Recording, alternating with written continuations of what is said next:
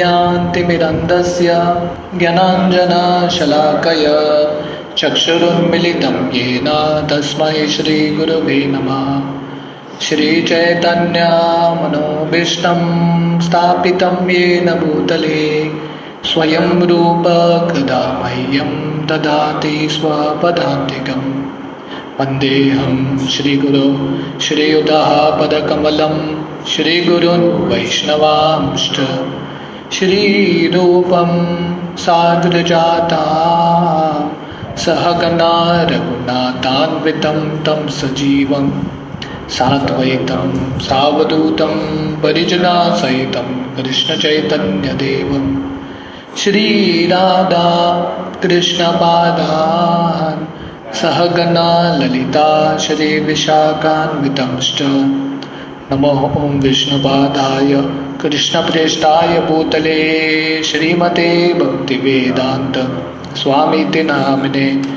नमस्ते सरस्वती देवे गौरवाणी प्रचारिणे निर्विशेष शून्यवादी पाश्चात्यदेशतारिणे पंचकल्पतरुभ्यश्च कृपा सिन्धुभ्येव च पतितानां पावनेभ्यो वैष्णवेभ्यो नमो नमः। जय श्री कृष्ण चैतन्य प्रभु नित्यानंद श्री अद्वैत गदाधर श्रीवासादि गौर भक्त वृंदा। हरे कृष्णा कृष्णा कृष्णा हरे हरे, हरे रामो राम राम हरे हरे। हरे कृष्ण। टेक्स्ट 18। परम पदम वैष्णवम आमनन्ति तत्। परम पदम वैष्णवम आमनन्ति तत्। यन्नेति नेति अतत् उतिक्षव। यन्नेति नेति अतत् उतिक्षव। विसृज्य दौरात्म्यम अनन्य सौहृदा। विसृज्य दौरात्म्यम अनन्य सौहृदा। हृदोपगुह्यार पदम पदे पदे। Translation. The transcendentalists desire to avoid everything godless, for they know that supreme situation in which everything is related with the Supreme Lord Vishnu. Therefore, a pure devotee who is in absolute harmony with the Lord does not create perplexities, but worships the lotus feet of the Lord at every moment, taking them into his heart. तो यहाँ पे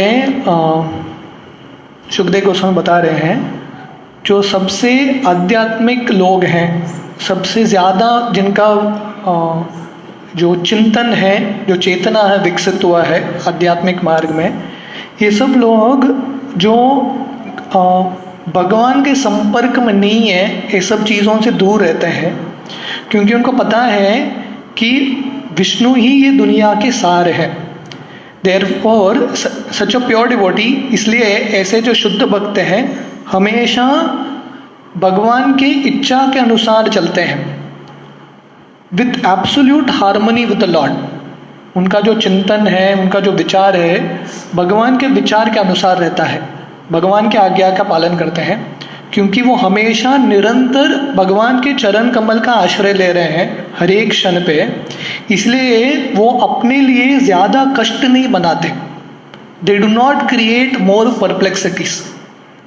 तो प्रभुपाद जब गीता का दूसरा अध्याय, जब अर्जुन कृष्ण का आश्रय लेते हैं, तब प्रभुपाद वहाँ पे समझाते हैं कि ये दुनिया में जैसा एक वन है, वन में आग कैसा लगता है, फॉरेस्ट फायर, कोई जाके आग नहीं डालता वन में, अपने आप दो लड़कियां लकड़ी जो है घिसते हैं एक दूसरे के साथ और आग लग जाता है।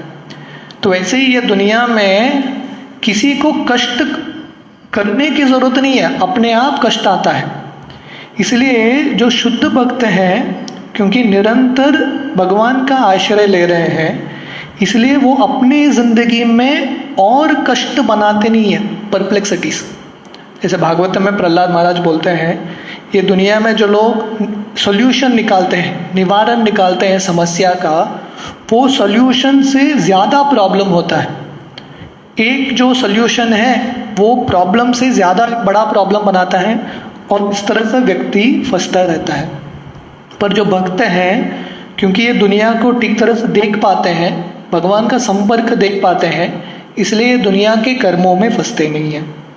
Purport in the Bhagavad Gita, मद धाम, my abode is mentioned several times, and according to the version of the Supreme Personality of Godhead Shri Krishna, there exists the unlimited spiritual sky, wherein the planets are called Vaikunthas or the abode of the Personality of Godhead. तो गीता में बहुत बार भगवान मत धाम, मेरे धाम के बारे में बताते हैं। तो गीता में वर्णन आता है कि भगवान का ये जो धाम है ये भौतिक दुनिया के परे है, वैकुंठ लोक।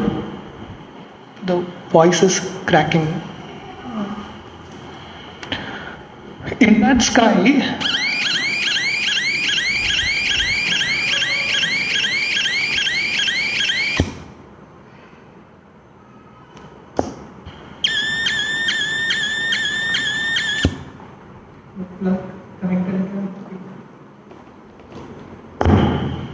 लाइट आ रहा है उसका? हाँ, ठीक है। तो यहाँ पे प्रॉपर लिख रहे हैं कि ये जो आध्यात्मिक जगत जहाँ पे कृष्ण रहता है, वैकुंठ धाम, ये भौतिक दुनिया के आकाश से परे है। इन that sky which is far far beyond the material sky and it's 7-fold coverings, there is no need of the sun or the moon, nor is there necessity of electricity for illumination, because the planets are self-illuminating and more brilliant than the material suns. तो गीता में भगवान बताते हैं कि ये जो वैकुंठ धाम है, मद धाम है, वहाँ पे सूरज की ज़रूरत नहीं है, चंद्र की ज़रूरत नहीं है, आग की ज़रूरत नहीं है, इलेक्ट्रिसिटी की ज़रूरत नहीं है। न तद्भास्यते सूर्यो न शशांको न पावक यद्गत्वा न निवर्तन्ते तद्धाम परमम मम। क्योंकि भगवान का ये जो वैकुंठ धाम है उनसे ही प्रकाश आता है, और वो प्रकाश इतना रहता है कि हजारों सूरज से ज़्यादा प्रकाशशाली रहता है। Pure devotees of the Lord are absolutely in harmony with the personality of Godhead, और in other words they always think of their Lord as their only dependable friend and well-wisher. तो इसलिए जो शुद्ध भक्त हैं हमेशा भगवान के सुर के अनुसार चलते हैं, भगवान के ताल के अनुसार चलते हैं, भगवान की इच्छा के अनुसार चलते हैं, क्योंकि वो जानते हैं कि मेरे एक ही दोस्त है, मेरे एक ही सुहृद हैं, वो है कृष्ण। भोक्ताराम यज्ञ तपसाम सर्वलोक महेश्वरम सुहृदम सर्वभूतानाम ज्ञात्वा माम शांतिम रच्यति। तो गीता में भगवान बताते हैं किसी को शांति चाहिए और सुख चाहिए, उसको ये विश्वास होना चाहिए कि स्वामी भगवान ही है और हम सब भगवान के दास हैं, और हमारे जो हितैषी हैं, दोस्त हैं, मित्र हैं, वो सिर्फ कृष्ण हैं। They do not care for any mundane creature up to the status of Brahma, the Lord of the universe. ऐसे जो शुद्ध भक्त हैं बाकी लोगों का आश्रय नहीं लेते, क्योंकि उन्होंने कृष्ण का आश्रय लिया है। ये दुनिया के लोगों का या अलग अलग देवताओं का आश्रय लेने की ज़रूरत नहीं है। Only they can definitely have a clear vision of the Vaikuntha planets.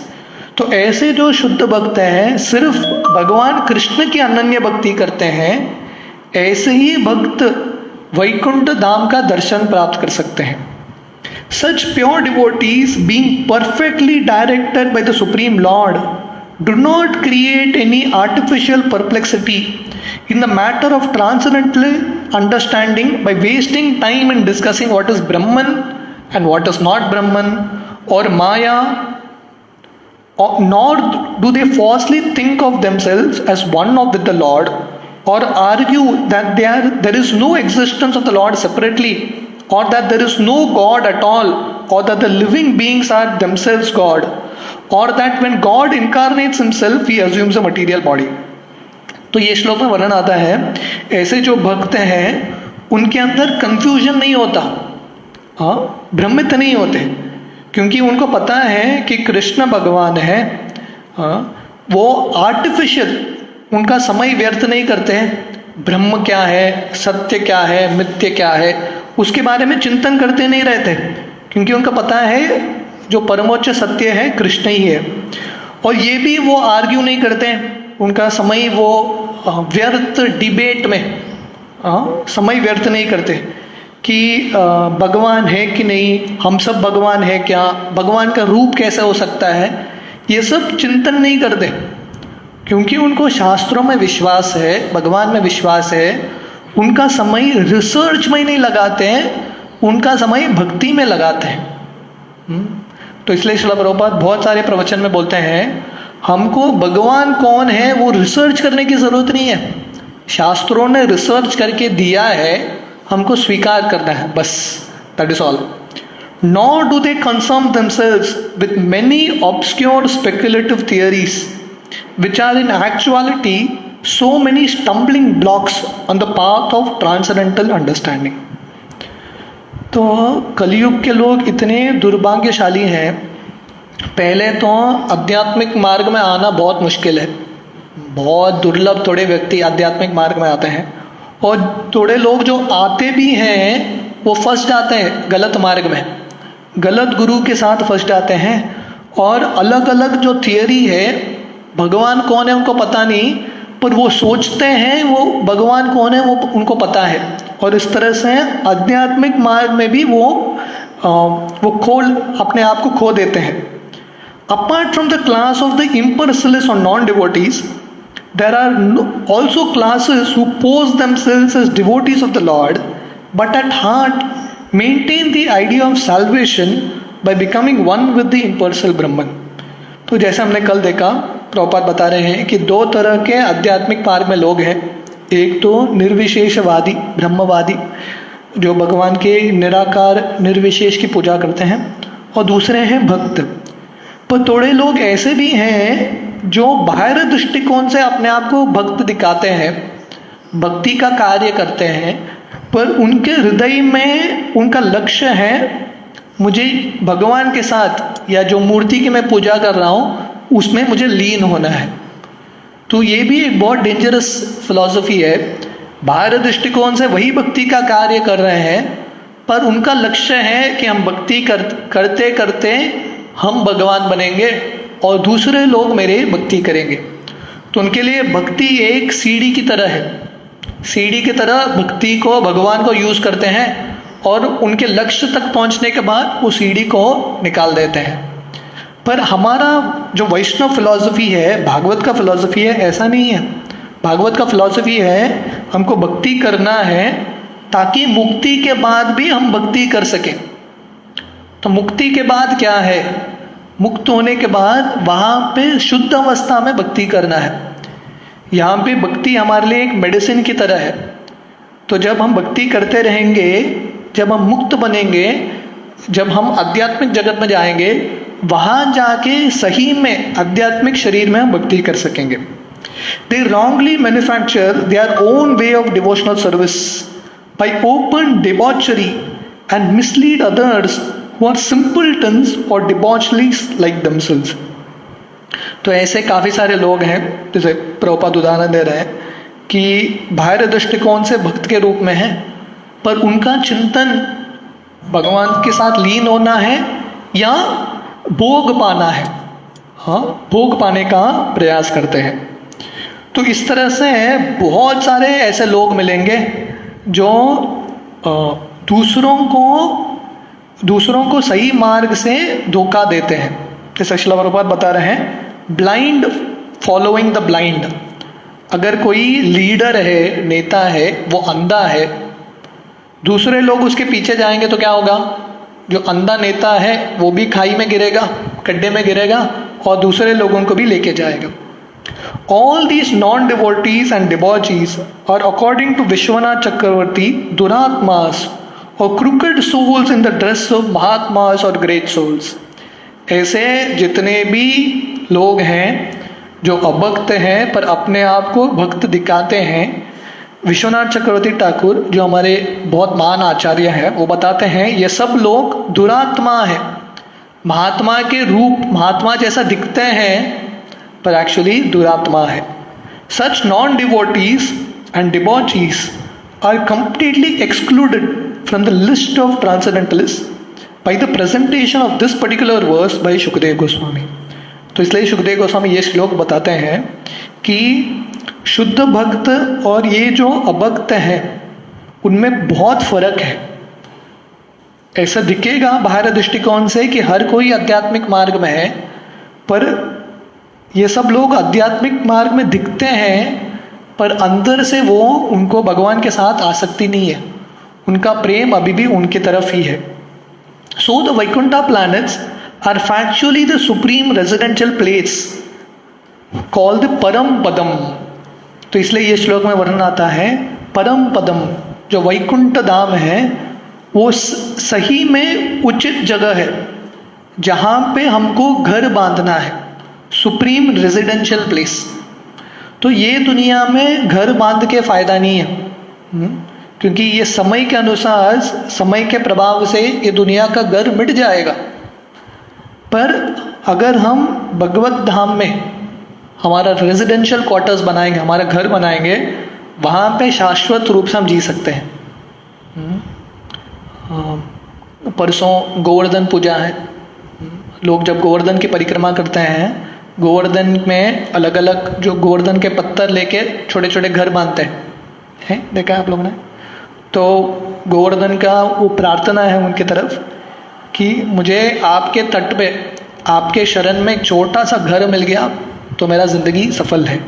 तो ये भक्तों का इच्छा है कि मुझे भगवत धाम में घर चाहिए। The impersonal Brahma Jyoti is also called param padam due to its being the rays of the Vaikuntha planets as the sun rays are the rays of the sun. तो ब्रह्म ज्योति को भी परम पदम बोलते हैं क्योंकि ब्रह्म ज्योति भी वैकुंठ लोक का ऊर्जा है, तेज है। जैसे सूरज और सूरज के किरणें दोनों एक तरह से अभिन्न हैं। जब सूरज की किरणें हमारे घर में आते हैं, हम कभी कभी बोलते हैं सूरज आ गया घर में, पर सूरज नहीं आता, सूरज की किरणें आती है। पर क्योंकि दोनों एक दूसरे के साथ संपर्क में है, सूरज की किरणें और सूरज कनेक्टेड है, इसलिए दोनों अभिन्न है। वैसे ब्रह्म ज्योति क्योंकि वैकुंठ लोक से आती है, कभी कभी ब्रह्म ज्योति को भी परम पदम बोलते हैं। In the Bhagavad Gita 14.27, it is clearly said that the impersonal Brahma Jyoti rests on the person of the Lord, and because everything rests on the Brahma Jyoti directly and indirectly, everything is generated from the Lord, everything rests on Him, and after annihilation, everything is merged in Him only. तो गीता में 14वें अध्याय में भगवान बोलते हैं ब्रह्मणो ही प्रतिष्ठा हम। ये जो ब्रह्म ज्योति है मेरे ऊपर स्थित है। जो ब्रह्म ज्योति का तेज कृष्ण से आ रहा है और ब्रह्म ज्योति के तेज के वजह से ये दुनिया में प्रकाश है। तो हमने साइंस में पढ़ा है कि चंद्र का जो मून का जो प्रकाश का शक्ति कहाँ से आता है? सूरज का रिफ्लेक्शन है। सन का रिफ्लेक्शन की वजह से चंद्र से प्रकाश आता है। पर सूरज को शक्ति कहाँ से मिलता है? वो ब्रह्म ज्योति का रिफ्लेक्शन है। और ब्रह्म ज्योति का प्रकाश कहाँ से आता है? वो कृष्ण के शरीर से आता है। तो अल्टीमेटली हर एक चीज फाइनली कृष्ण के साथ संपर्क में है। Therefore nothing is independent of him. तो इसलिए कुछ भी चीज कृष्ण से डिस्कनेक्टेड नहीं है, अलग होके किसी चीज का अस्तित्व हो ही नहीं सकता। हर एक चीज का अस्तित्व भगवान पे निर्भर है। वासुदेव सर्वमिति समहात्मा सुदुर्लभ।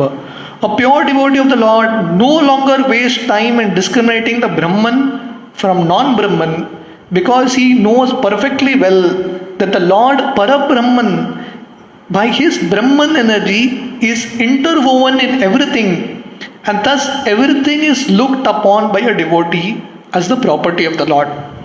इसलिए भक्त अपना समय व्यर्थ नहीं करता, क्या ब्रह्म है क्या मिथ्य है, इस पे व्यर्थ नहीं करता, क्योंकि उसको पता है कृष्ण जो परम ब्रह्म है उनका ही ब्रह्म का शक्ति अलग अलग रूप में दिखता है दुनिया में, कभी आध्यात्मिक रूप में कभी भौतिक रूप में, पर हर एक चीज भगवान का ही शक्ति है। तो इसलिए भक्त क्या कैसा देखता है, हर एक चीज में भगवान का हाथ देखता है, भगवान का कनेक्शन देखता है, और देखता है कि हर एक चीज ये दुनिया का भगवान का प्रॉपर्टी है। Everything is the property of the Lord. The devotee tries to engage everything in his service and does not create perplexities by falsely lording it over the creation of the Lord. तो इसलिए जो शुद्ध भक्त हैं, जो भी सामग्री है दुनिया में, हर एक चीज को भगवान की सेवा में लगाता है और उसकी जिंदगी में और कष्ट नहीं बनाता और कर्म नहीं बनाता। जब हम इंद्रिय भोग करते हैं, जब हम स्वामी बनने का प्रयास करते हैं, तब ये दुनिया में हम फंसते रहते हैं।